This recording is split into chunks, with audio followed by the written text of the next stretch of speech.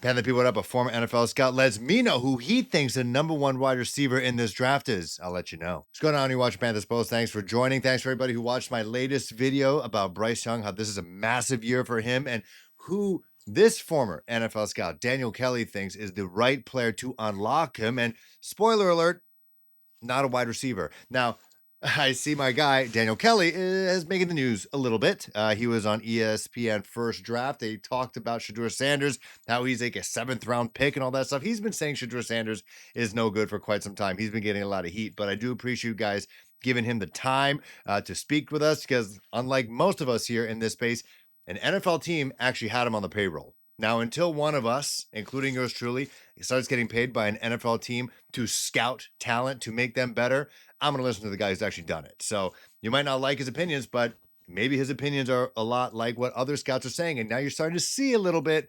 Some of it, it could be smoke screens. It is lying season that Shedeur Sanders is not worthy, not just of a top 3 pick, but a 1st-round pick. So I digress. Let's talk about Bryce Young. He's our quarterback. And let's just say I'm glad he's our quarterback. I feel good about him. Now, if you take that last video, spoiler alert, Mr. Kelly does not think a wide receiver is going to be the right position to unlock Bryce Young this year. You want to check that one out. But let's talk about the wide receiver class, though, because, while it's not a superstar wide receiver class, we definitely need someone who does something a little bit different. Mike Kay from the Charlotte Observer was just on WFNZ, and he talked about how basically the Panthers have certain check marks already when it comes to superpowers in the wide receiver room. We do have big, strong, athletic guys, whether it's Adam Thielen, even though he's long in the tooth, though younger than me, Xavier Legette, who's a big body wide receiver who can push you around, and then you got Mr. Coker himself. And then you got David Moore, who's the veteran, the sure-handed one, but he's not blazing speed. No one on this team has got blazing speed right now. So that's what they need. They need someone who can get separation, get some yak ability, and take the top off the defense. That's what they need. So I spoke with Dan Kelly, again, a guy who got hired by Bill Belichick himself when he was with the New York Jets before he jettisoned and made his way to become the greatest coach of all time with the New England Patriots and Tom Brady. We break down the wide receiver class, who he thinks is a 1st-round graded wide receiver and who he thinks could be a contributor to the Panthers. Whether it's at 8 or not, doesn't matter. Whether it's at, there's got to be somebody in this draft, whether it's in the 1st, 2nd, or 3rd round, that the Panthers should definitely pick up. And again, unlock Bryce Young. Enjoy. Ted McMillan's out there, or Matthew Golden. Someone like, some people are mocking Ted at number 8. Personally, I'm not in favor. I would trade the F down before I were to do that. I agree with you, Philip. I agree with you. You're making sense right now if we're sitting in a war room right together now, because that, Ted is a guy that has, the big size frame, the big hands, all that stuff, but he really seemed I mean, I have a 1st-round grade on him. Okay. So I'm not going to sit here and kill the guy, but it's not like the Johnston kid they had on at TCU a couple years ago. I put a 4th-round, I think it was 4th-round grade on him, and he hasn't panned out. This is something different. Ted is a good football player, but, and he got better as the season progressed this year, but I'm really concerned because he just seems so raw when it comes to high pointing the ball down the vertical routes down the sidelines. This is not the second coming of Randy Moss whatsoever. This is a guy that just kind of seemed kind of like he was figuring it out, and again, I think he has a lot of value. I think if you put Ted in the slot, I think whoever puts him in the slot would dominate the NFL because just of the size advantage and the way he plays. His best route running is in the short to intermediate route levels. He's a glorified possession receiver, if you ask me. But I like Ted a lot. But no, I Matthew Golden, I have a 2nd-round grade on Matthew Golden. Isaiah Bond, I like him better than Golden. I know Bond had an off year, but I think he ran a 4.35 or something like that. At his pro day or whatnot. But I like Isaiah Bond. I think Isaiah Bond, I finished my film study last year feeling, Philip, that Isaiah Bond could be the best receiver in this draft. And I haven't gone back and looked at his 2024 film yet. I'm going to do that within the next couple of weeks as I finalize my board. But he's somebody I really like. I think for the Panthers, it just seems to me like, they could go a couple different few routes here. But Emeka Buka, I'm in love with him. I've been in love with him for 3 years. He is a pro, and he's gotten better and better every single year. This guy is a route, what I call a route architect. That's what I put in my scouting report about him. He's a guy that can great eye manipulation. The corners, he widens routes out. He's able to build leverage in the routes. Every step he takes and every route is calculated like a math problem. I love Ibuka, and he's tough, and he's a threat at all three levels: short, intermediate, and deep. He can, it's got some yak ability on the short stuff, the bubble screens. I'm a big Ibuka fan. And just like I was a huge Jackson Smith and a Jigma fan, and all those guys who come out the Ohio State. Garrett Wilson was another one I really liked. I actually mocked to the Jets before the Jets even took him. But Ibuka has is 100 plus in the right situation. I mean, and I think he would be great for a young quarterback, especially somebody like Bryce Young. I think this is a guy that could come in and he could potentially. I mean, if Amon-Ra St. Brown can do this, this is somebody that can catch 100 plus. Be targeted 100 plus times and maybe catch 100 balls his rookie season. I really like him. I feel like he's severely undervalued right now. I don't think he's going to go at number 8. I don't think they're going to take him at that point. But I do like the idea, like you said, trade down because really after you get past the first 4 players on the board, it's after that.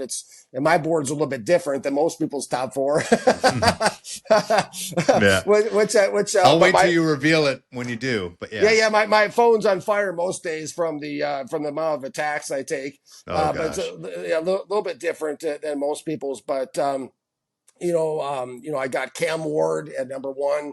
Love Cam. I've maintained a first round grade on Cam for 3 seasons. Everybody else is heating up on Cam now, like Johnny Come Lately's with Miami. I was comping him to Jalen Hurts at Washington State the 2 years prior to that. All right, Titans fans should be happy about that. Yeah, absolutely. I mean, the confidence he played with the first 2 years I looked at him, I thought Jalen Hurts last year, do I dare say the words? I've already said Walter Payton, so why stop now?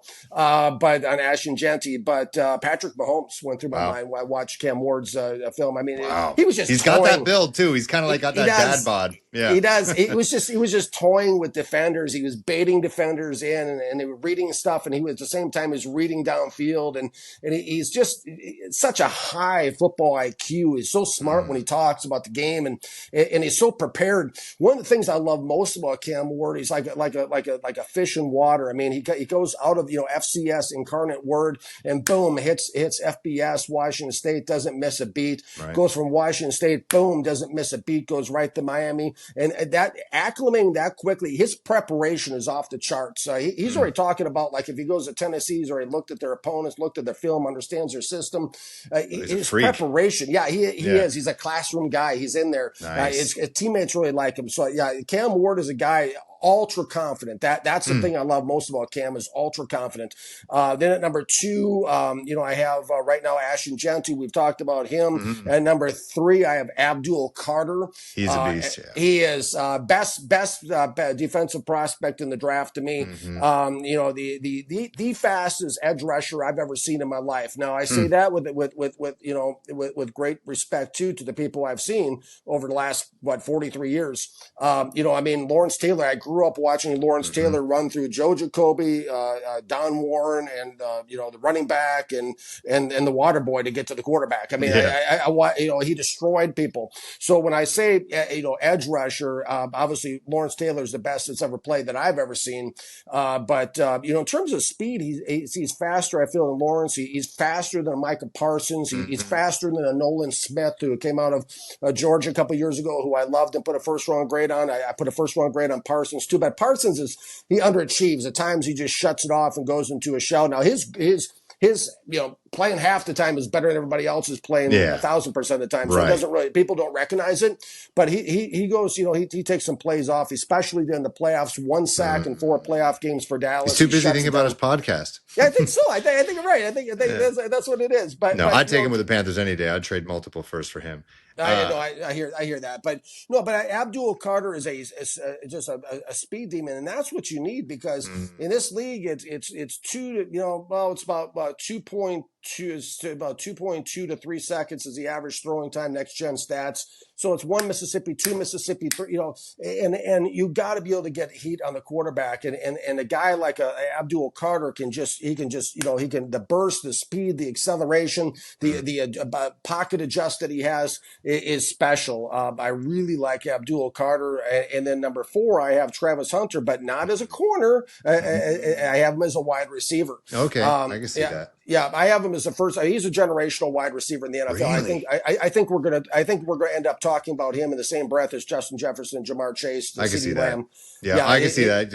Yeah, Jamar Chase, I could see that. Yeah, He's not going to absolutely. the Panthers though. Unfortunately, we won one too many 2 games. So that's Daniel Kelly, former NFL scout of the New York Jets. You can follow him at First Round Mock on X. Again, while I'm not a Tech McMillan at 8 guy, I do appreciate what he does. He definitely brings something, a little bit of a different dynamic to this team in the wide receiver room just because of his stature alone. But I really do like Matthew Golden if they were to trade down. Emeka Abuka, also a trade down guy. He just seems like a pro. But I think this Noel kid out of Iowa State, he could be DJ Moore 2.0. I said that about Jalen Royal out of Utah State. Guys who are a little bit more compact, kind of act like running backs out in the field. They play like running backs when they have the ball in their hands. Suddenness, explosiveness, that's what we need on this wide receiver room. Not that it's slow, but we need someone who's a bit more explosive. Again, add something different to this team. Let me know what Daniel Kelly had to say about the wide receiver room. Does that attract you? What he is saying, who he thinks could contribute to the Panthers, who he thinks is a first round wide receiver or not. Let me know if you agree, disagree. Put the comments below. See you guys soon.